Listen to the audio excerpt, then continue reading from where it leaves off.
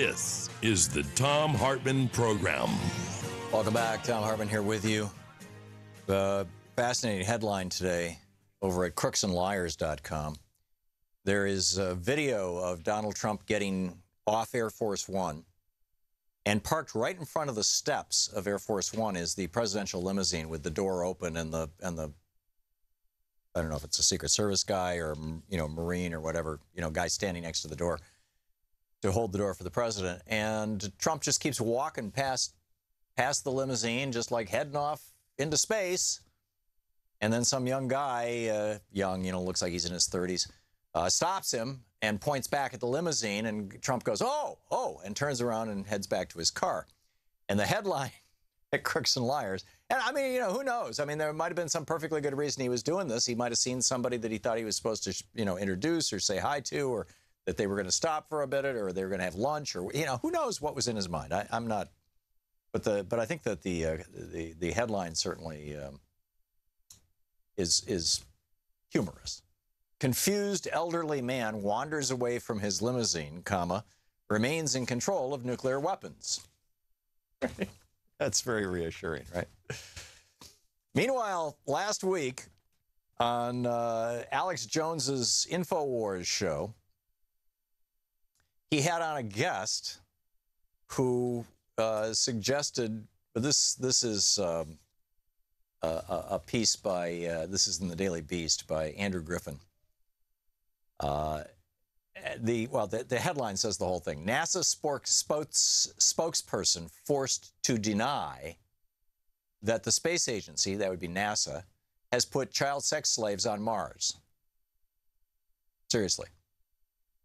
NASA does not have a colony of child slaves on Mars. It has been forced to confirm. Space agency has looked to address claims made by a guest on Alex Jones's InfoWars channel that it has kidnapped children and has sent them to Mars. Guy Webster, a spokesperson for the Mars Explorations Unit at NASA, told the Daily Beast, quote, "There are no humans on Mars. There are active rovers on Mars. There was a rumor going around last week that there weren't, but there are no humans." This guy, Robert David Steele, was on Alex Jones's show, and, quote, during that interview, he said that children had been secretly kidnapped and sent on a mission to Mars. It's a 20-year ride, says Steele, so once they get to Mars, they have no alternative but to be slaves to the Mars colony. This is bizarre, right? That NASA has to come out and say, no, we're not kidnapping children to send them to Mars. We're really not. Meanwhile, in equally bizarre news, Dale Ho writing, this was the day before the 4th of July, July 3rd, in the New York Times, the headline, Trump's voter suppression efforts have begun. Last Wednesday, Chris Kobach, the Secretary of State of Kansas and the Vice Chairman of the Presidential Advisory Commission on Election Integrity, wrote a letter to all 50 states requesting that they send the commission the personal information of all registered voters. This includes full names, birthdays, address, political affiliation, voting history, and the last 4 digits of your social. The letter says that all documents provided to the commission will be made public. What could possibly go wrong? And then they go through everything that could go wrong, right? Oh, yes. Send this via, unsecured email over the internet, and they'll put it up on a website. And it's really? Yes, we're going to store this on an FTP site. Right. Chris Kobach, this is the guy who said, and I quote, "I think the president-elect is absolutely correct when he says the number of illegal votes cast exceeds the popular vote margin between him and Hillary Clinton." Chris Kobach saying that more than 3 million people who are not citizens voted in the last election. And yet Chris Kobach has spent the last, 2 decades? Decade anyway? Looking for, quote, illegals voting in Kansas? Has he prosecuted any? To the best of my knowledge, no. I think they found a couple of people. Most of them were Republicans, and they were voting for their elderly spouses or parents who had dementia or, things like that. I mean, this is pretty much, when you're talking voter fraud as opposed to election fraud, you're talking voter fraud, that's pretty much what it comes down to. Very, very rarely do you have somebody voting in 2 jurisdictions or trying to vote twice. I mean, so rarely that out of 1 billion votes cast, it might happen 20 or 30 times. And I mean, which is just meaningless.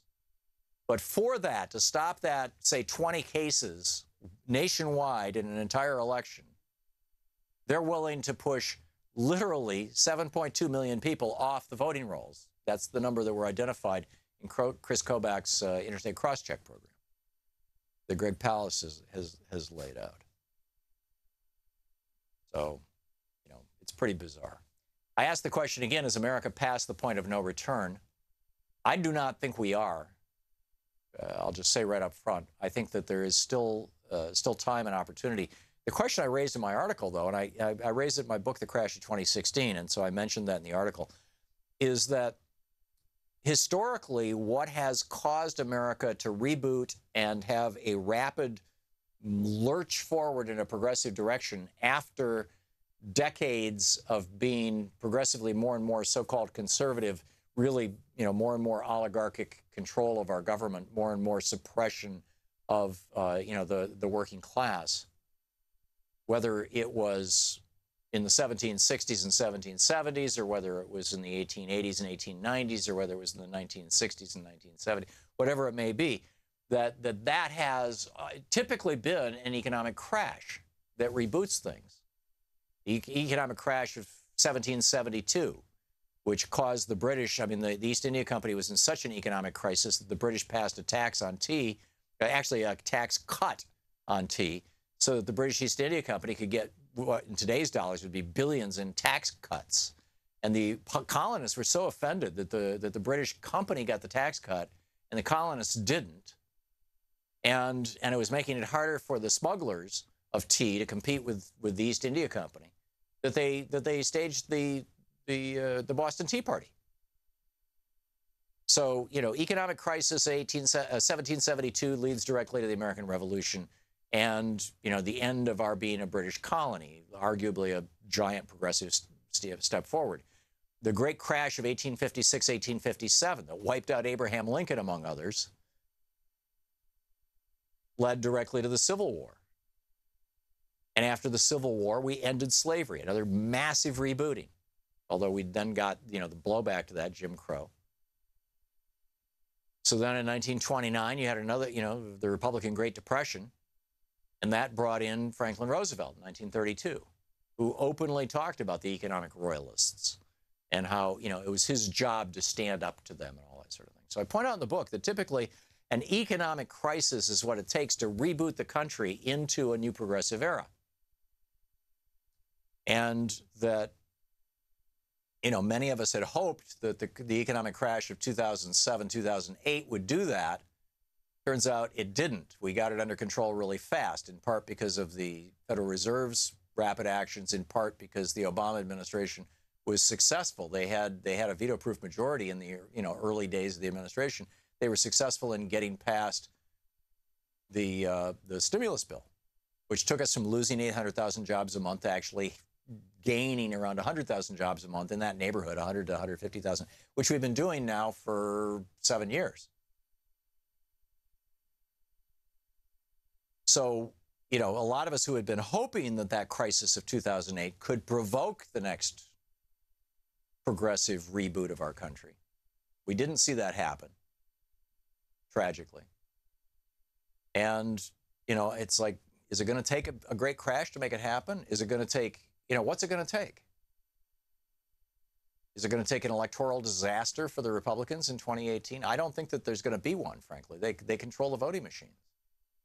And they still have billionaires who are pouring money into their elections. These last 5, you know, local elections that the Republicans have won, the Democrats have lost, I think, you know, and under some very sketchy circumstances, I think should be a cautionary tale for all of us. So is America past the point of no return? I don't think so, but I think we are damn close to it. And I really believe that the next 3 years are going to tell the whole story. The election of 2018 and the election of 2020 are going to define the fate and future of this country. And this at a time when only about half of us who are eligible to vote are even voting. We'll be back with your calls in just a minute. This is the Thom Hartmann Program. More of the news of the day, my thoughts on it, and your calls about it right after this.